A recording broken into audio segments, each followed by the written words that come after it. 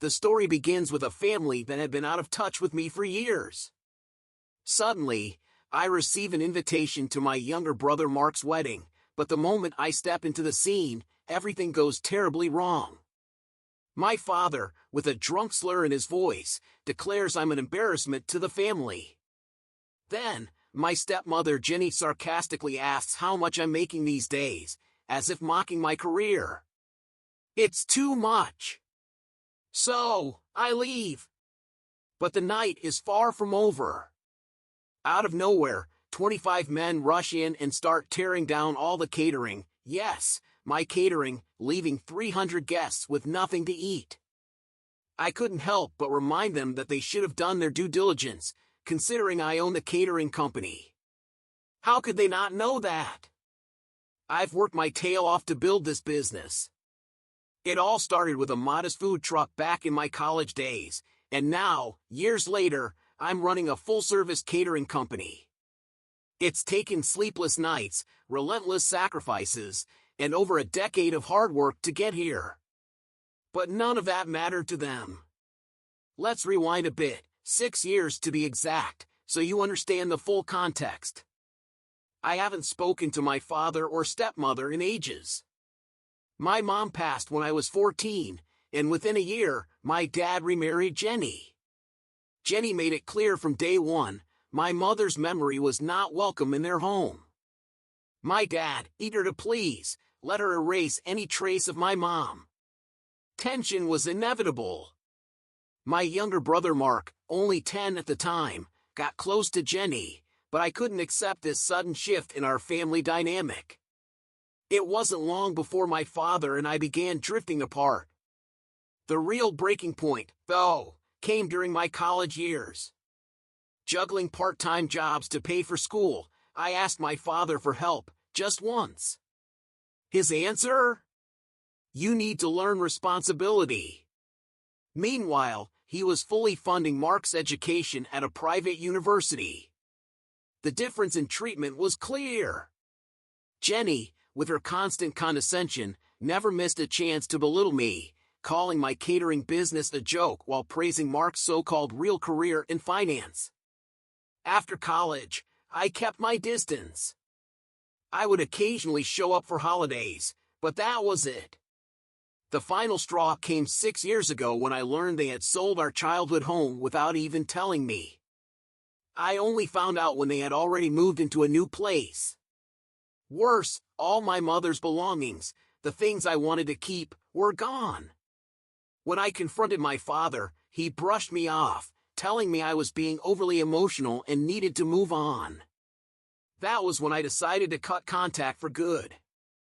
Fast forward to last month. Out of nowhere, I get a formal wedding invitation from Mark. He even included a handwritten note saying he missed me and wanted to repair our relationship. After some thought, I figured I'd give it a shot. Despite everything, maybe this was a chance to rebuild what was lost. I even offered to cater the wedding at a massive discount, hoping it might be a nice gesture of goodwill. Mark politely declined, saying they already had another caterer. I was hurt but didn't make a big deal of it. The wedding was beautiful, held at a venue in Lake Forest. Mark was happy to see me, which was a relief. But Jenny's attitude was, unsurprisingly, the same. The moment she laid eyes on me, she had something snarky to say about my appearance and my business. I brushed it off, trying to focus on the ceremony. But when I sat down, I realized I was placed at a table far from my immediate family, alongside distant relatives I hardly knew. It was a subtle reminder that, to them, I was still an outsider. Then, things took a dramatic turn. During the reception, my father, clearly drunk, came over to my table and started berating me. Out of nowhere, he accused me of showing up uninvited, despite having the invitation in my pocket, and loudly called me an embarrassment. Before I could even say a word, Jenny joined in, sarcastically asking how much I was making running my little restaurant these days. She even made a jab at my suit, implying I couldn't afford something as nice as what I was wearing. The sheer audacity of it was breathtaking. Instead of reacting or making a scene, I decided to leave. I wasn't going to engage with them, especially with my father drunk and Jenny clearly enjoying the moment. But as I walked toward my car, something caught my eye. It was the catering staff, setting up for the main course. I recognized several of them immediately. They worked for me. That's when it hit me. The catering company they hired for the wedding had recently been acquired by mine. The former owner stayed on as a manager, so I wasn't directly involved in planning the wedding, but legally, the event was now under my company's control. I called my operations manager to confirm my suspicions. Sure enough, this was our event. That's when I made the decision. If my presence was such an embarrassment to them, surely they wouldn't want my company catering their wedding. So, I instructed my staff to pack everything up and leave. In less than 15 minutes, 25 of my employees had loaded everything into our trucks and were on their way out. Chaos erupted. 300 guests, left with no main course, no dessert. People started to panic, and my father tried to intervene, but it was too late.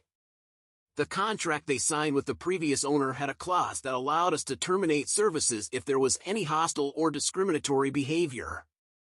And that's exactly what had happened. I left my business card with the venue manager and told her to have my father contact my lawyer if there were any disputes over payment. The fallout was immediate. My phone blew up the next morning. Family members accused me of being petty and selfish. Mark texted me, saying I had ruined his wedding and confirmed everything Jenny had ever said about me. My father, unsurprisingly, threatened to sue for breach of contract. I forwarded their messages to my lawyer and blocked their numbers. Surprisingly, a few guests who were there reached out, expressing their support. They had witnessed how my father and Jenny treated me, and they were appalled. One of Mark's friends even apologized, telling me he was impressed with how professionally my team handled the situation. It wasn't much, but it reminded me that not everyone was blind to what had really happened. As the days passed, word spread about the wedding debacle. Apparently, Jenny's reputation, her carefully curated image, began to crack. The truth was getting out. And despite her attempts to downplay it and blame me, no one was buying her version of events. Now, I've been thinking a lot about everything that happened. And honestly, I don't feel guilty. I didn't crash the wedding. I didn't make a scene. I was invited, and I was treated with utter disrespect. They chose to humiliate me, so I exercised my legal right to terminate their catering service. It wasn't personal. It was just business. They didn't want me there, so they didn't get my service. Simple as that. But now, I can't shake the feeling that I've been pulled back into a family drama I had long hoped to leave behind. Was it too much? Did they deserve what happened, or did I overstep? I'm left wondering if I handled it the right way. So, I'm turning to Reddit for some perspective. Was I out of line, or was I justified? The situation has now reached a point where two key conditions have been set, both crucial in determining the next steps. First, they must sign a non-disclosure agreement, NDA, which means no talking about the situation publicly or leaving negative reviews online. Simple, right? But that's not all. Second, they must also sign a release of claims, preventing them from pursuing any further legal action against me or my company. We sent the offer, and now, all we can do is wait for their response. But here's the thing, while all this legal wrangling plays out, Jenny has already tried to cause trouble. Just a few days ago, the venue manager called me, informing me that Jenny had been trying to post negative reviews about my catering company online. In these reviews, she claimed that we had sabotaged the wedding and blown the situation out of proportion to make the family look bad. Can you believe that? Fortunately, the venue manager was able to block her attempts, but it's still so frustrating to deal with. My legal team is on high alert, though, keeping a close eye on the situation. If Jenny continues to spread lies, we'll treat it as defamation and escalate accordingly. But despite all the chaos, there's an unexpected silver lining. After the wedding, several wedding guests reached out to compliment my staff, expressing interest in hiring us for their own events. Some even told me they were impressed by how quickly and professionally my team packed up and left. Who would have thought that a disaster like this could lead to new business opportunities, right? But here we are, finding a way to turn the mess into something positive. As for my brother, Mark, well, he still hasn't contacted me directly. Instead, he sent a message through one of our mutual cousins. In that message, Mark admitted he felt guilty for not standing up for me during the wedding. He said he didn't want to cause problems with our father and Jenny, which is why he stayed silent when things got ugly. He apologized and asked if we could meet to talk things over. Part of me wants to give him a chance to explain, but another part of me feels it's too late for that. How do you even begin to trust someone after all that has happened? For now, I'm holding off on any meetings until the legal situation is fully resolved. On a personal level, I've been doing a lot of reflecting. In some ways, I feel vindicated for standing up for myself. My family treated me like an outsider for years, and I finally drew a line in the sand, legally and professionally. I know I made the right decisions. But emotionally, this whole situation has been draining. It's hard not to feel a sense of loss, even though I've been estranged from my father and Jenny for years. Mark's wedding was supposed to be a celebration, yet it's turned into a legal battle and a source of family drama that I never wanted. The weight of it all is starting to sink in, and I'm left wondering, what are the long-term consequences for my relationships with the rest of my family? Will things ever get back to normal? Can I repair my relationship with Mark, or is the damage too deep? I don't have answers to these questions yet, and it's going to take time to figure it out. For now, though, I'm focused on seeing how my father and Jenny respond to our offer. If they agree to the NDA and the release of claims, maybe, just maybe, we can move on from this mess. If they refuse and decide to push forward with legal action, I'm prepared to defend myself and my company. No matter what happens, I'll be ready. And I'll make sure to update you all again. Thank you for your support. It means the world to me, especially during this chaotic and stressful time. Now, let me give you an update, because things have only gotten messier since my last one. But, at least, the legal side is finally behind me.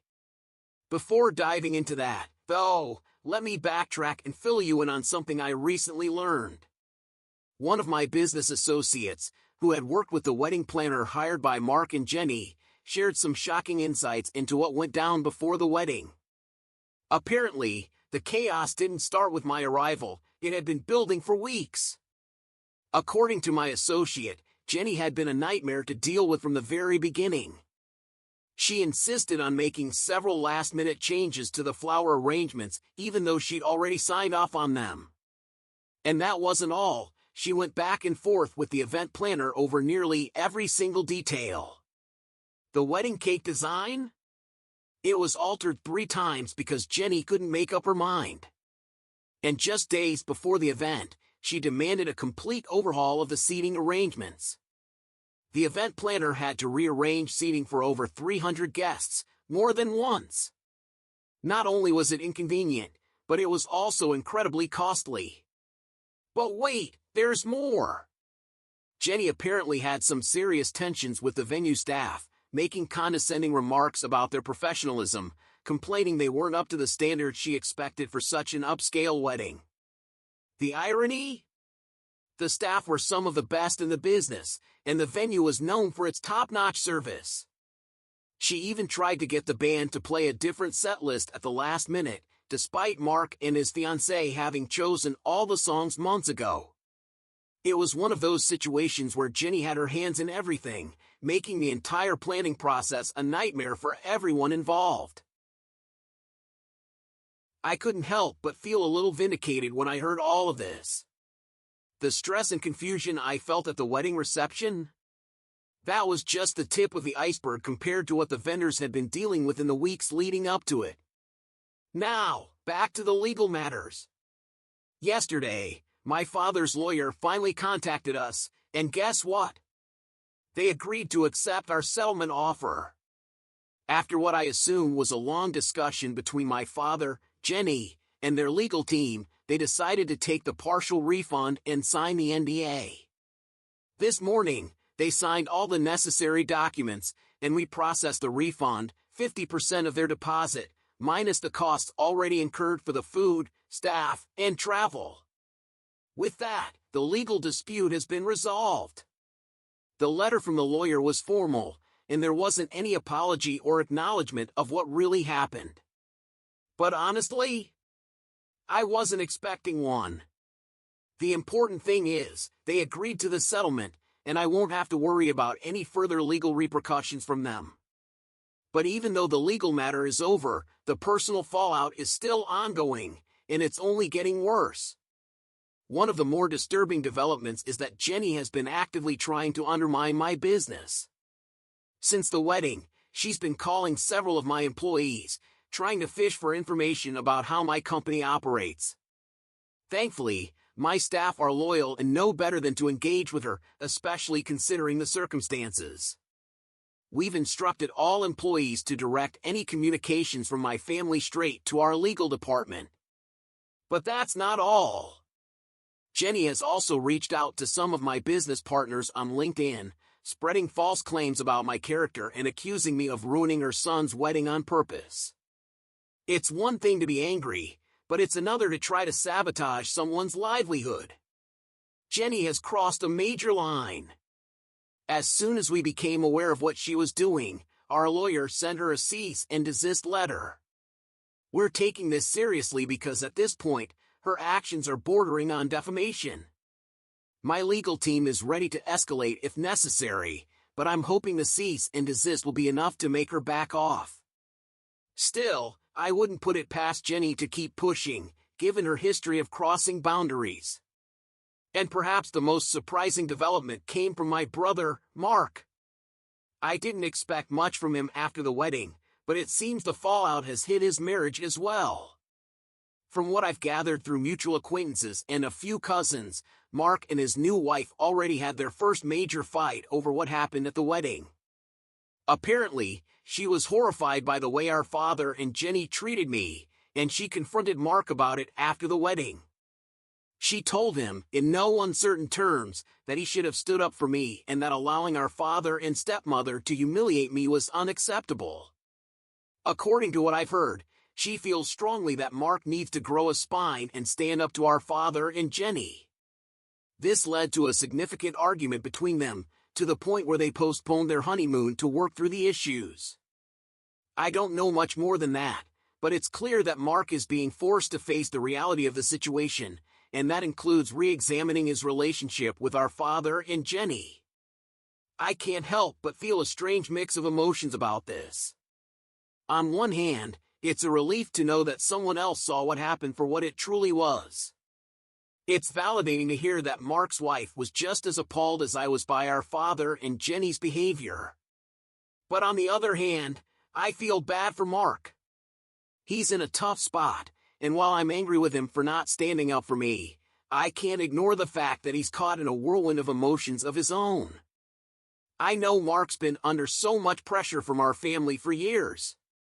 It's not an excuse, but it's definitely been a difficult position for him, especially now that he's newly married and trying to navigate this entire mess.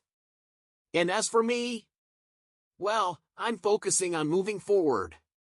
The legal matters are behind me. Jenny's attempts to sabotage my business are being handled by my legal team, and I'm beginning to feel a sense of closure. What does the future hold for my relationship with Mark or the rest of the family?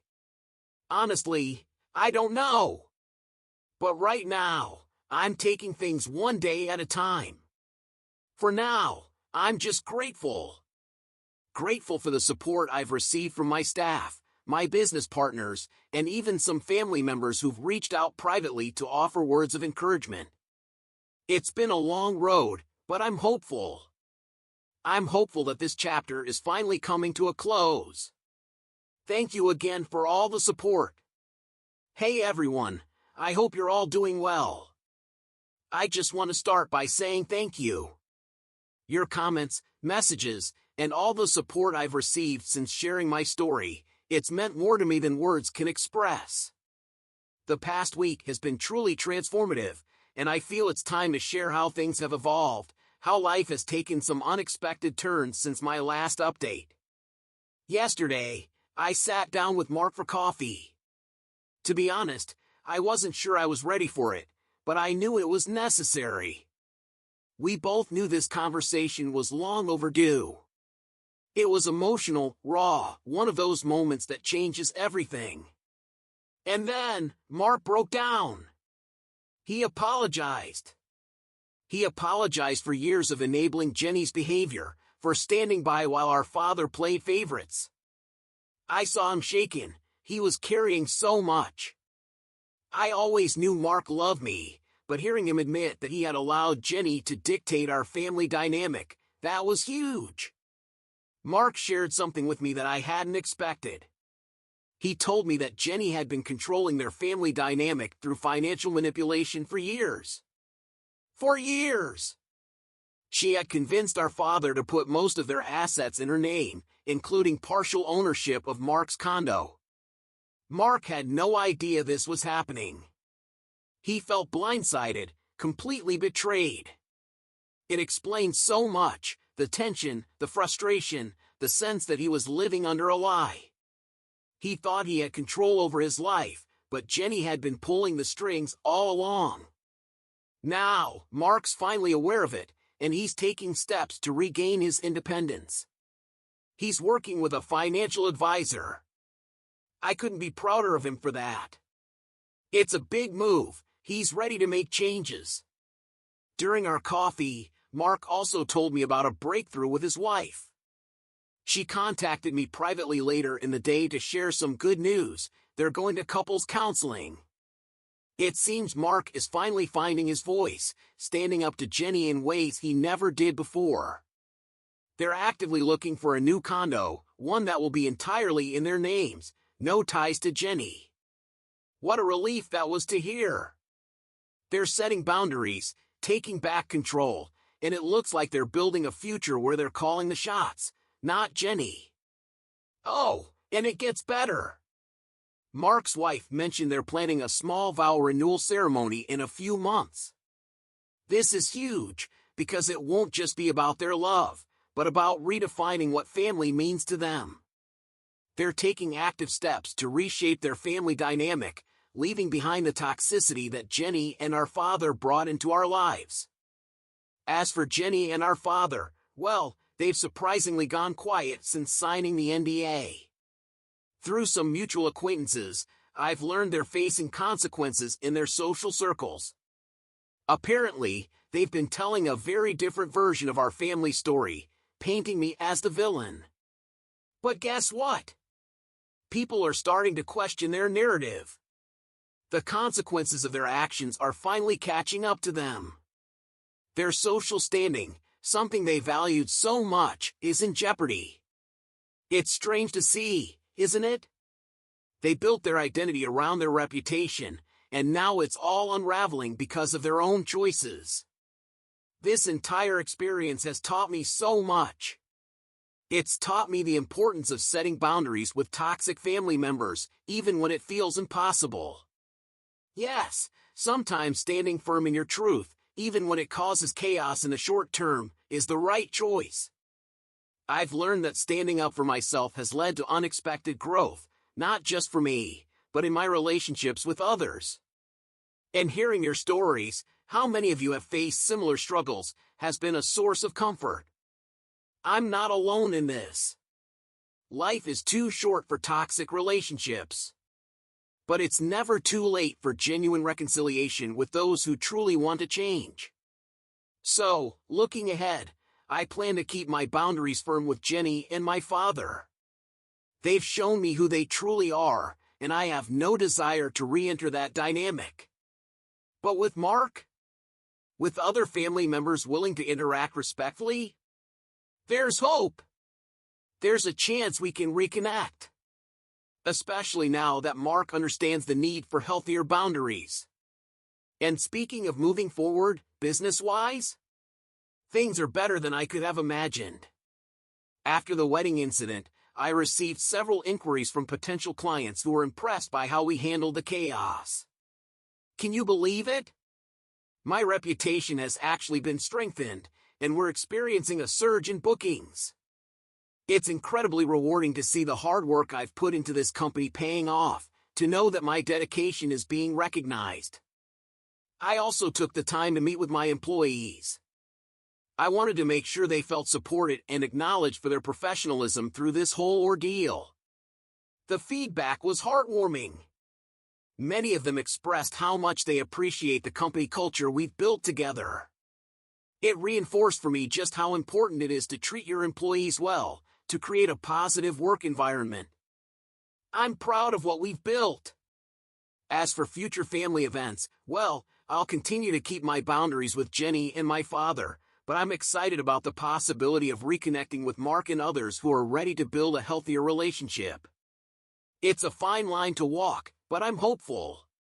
Life is too short for toxic relationships, and I want to focus on the connections that bring joy, peace, and support into my life. Thank you again, from the bottom of my heart, for all the support, the kind messages, and for being there through this journey. You have no idea how much it's meant to me. I might not post updates moving forward, but I wanted to share this final update with you all to let you know things are looking up. Take care of yourselves, and remember, it's okay to stand up for yourself, even when it's hard.